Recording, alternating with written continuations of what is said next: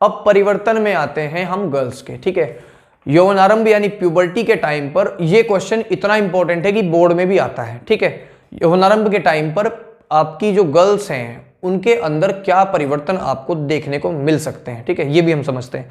पहला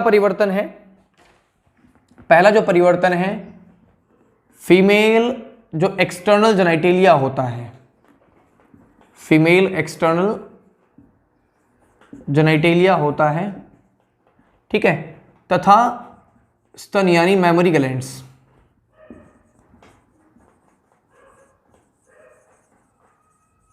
ठीक है, इनका विकास हो जाता है, इनका विकास होता है इसमें। सिंपल सी बात है, जैसे मैंने आपको स्क्रोटम बताया कि स्क्रोटम मेल में है ना, स्क्रोटम और पेनिस का विकास होता है, ऐसे ही मैं आप लोगों को बता दूं कि जो आपका फीमेल एक्सटर्नल जेनिटेलिया है, मैंने फीमेल एक्सटर्नल जेनिटेलिया की वीडियो क्लास 12th की उसमें डाली हुई है, अगर आप लोग वहां पे देखना चाहें तो आप चैनल को ओपन करते ही आप लोगों को स्टार्टिंग में दिख जाएगी क्लास 12th/नीट वाले प्लेलिस्ट में, ठीक है। तो बच्चों पहली चीज मैं आप लोगों को बता दूं कि ये जो आपका फीमेल एक्सटर्नल जेनिटेलिया होता है, थोड़ा सा इसको समझने की कोशिश करेंगे हम, ठीक है, थोड़ा सा इसको समझने की कोशिश करेंगे हम, ठीक है। कैसे समझेंगे इसको हम कुछ इस तरीके से समझ सकते हैं, ठीक है, कुछ इस तरीके से आप इसको समझ सकते हैं,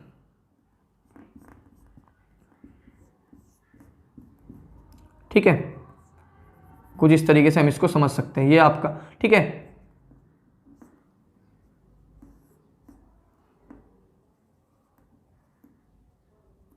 ठीक, ये आपका एनएस होता है, आपको पता है, ठीक है। ये आपका लेबिया मेजोरा होता है, लेबिया मेजोरा, ठीक है। ये आपका लेबिया माइनोरा होता है,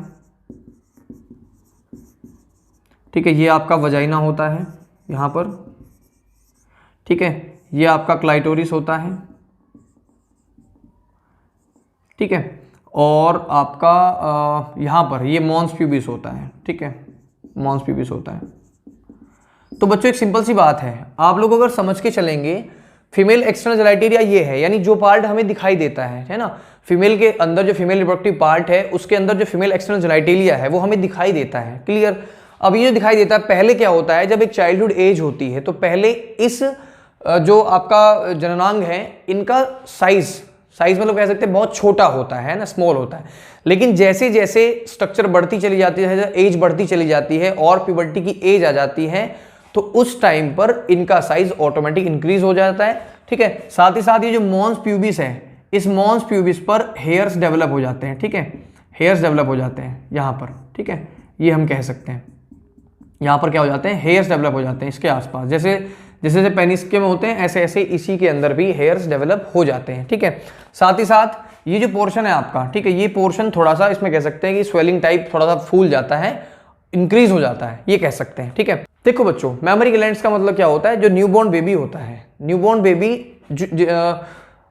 मदर से न्यूट्रिशन प्राप्त करता है, नहीं हम कहते हैं कि बचपन में कहते हैं कि बचपन में बच्चे को केवल मदर मिल्क ही पिलाएं, तो जो मेमोरी ग्लैंड्स हैं स्टार्टिंग में अगर चाइल्डहुड एज की बात करें यानी बचपन की एज की बात करें तो साइज बहुत कम होता है, लेकिन जैसे जैसे प्यूबर्टी आती चली जाती है, जैसे प्यूबर्टी की स्टेज आती है, उस टाइम पर जो आपके मेमोरी ग्लैंड्स हैं बेसिकली गर्ल्स में वो इंक्रीज हो जाते हैं, ठीक है, वो इंक्रीज हो जाते हैं। साथ ही साथ मैंने यहाँ भी आपको बताया कि इसमें भी वेरिएशन देखने को आपको मिल सकता है, कहीं पर किसी फीमेल बॉडी में ये साइज बहुत ज़्यादा कम हो सकता है और किसी में बहुत ज़्यादा हो सकता है, और बेसिकली नॉर्मल तो आपको पता ही है कि नॉर्मल भी हो सकता है, ठीक है। तो ये तीन चीज़ें हो सकती हैं आपकी, ठीक है, क्लियर।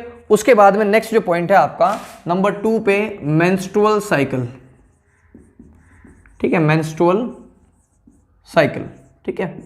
मेंस्ट्रुअल साइकिल का मतलब होता है मासिक चक्र। बेसिकली आप लोगों को पता है जब फीमेल में प्यूबर्टी की स्टेज आ जाती है तो फीमेल बॉडी का जो ओवरी है, ठीक है, वो एग रिलीज करना शुरू कर देता है, ठीक है। अब जैसे एग रिलीज करेगा तो अगर उसमें फर्टिलाइजेशन नहीं होता है तो उस टाइम पर उसकी जो ब्लड वेसल्स हैं एंडोमेट्रियम की, ठीक है, वो फट जाती हैं और साथ साथ जो ओवम है जो तैयार हुआ था वो निकलता है, यानी उस टाइम पर मेंस्ट्रुअल साइकिल अगर करती है, यानी फीमेल बॉडी के अंदर से ब्लड वेसल्स के ब्रेकडाउन होने से जो ब्लीडिंग होती है थ्रू वजाइना, ठीक है, थ्रू वजाइनल पोर, ठीक है, योनि के द्वारा जो ब्लीडिंग होती है, ब्लड निकलता है, उसको हम कहते हैं मेंस्ट्रुअल साइकिल, ठीक है। मेंस्ट्रुअल साइकिल आपकी लगभग 28 to 29 डेज तक चलती है, सॉरी 29 डेज में रिपीट होती है, 5 to 7 डेज तक ये रेगुलर चलती है, ठीक है, क्लियर बात।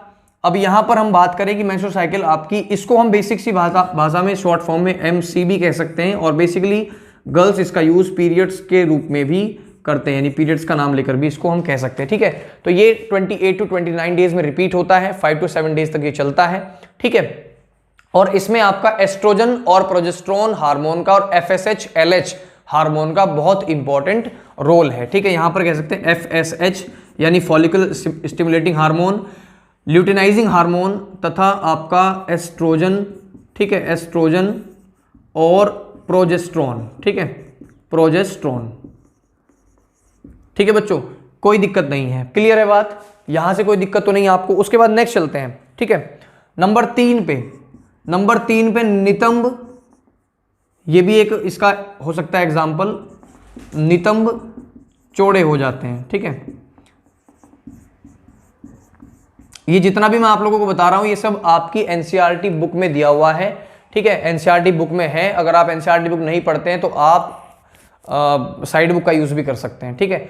ये सब आप लोगों को जो मैं बता रहा हूं वो केवल आपकी बुक से लिया गया और केवल एक एजुकेशनल पर्पस के लिए मैंने लिया है, ठीक है। नितंब का मतलब होता है, नितंब को हम कह सकते हैं, सिंपल सी बात है कि जो फीमेल बॉडी का जो बैकवर्ड पार्ट होता है, जिसको हम हिंदी में शायद हिंदी में तो नितंब भी कहते हैं, ठीक है।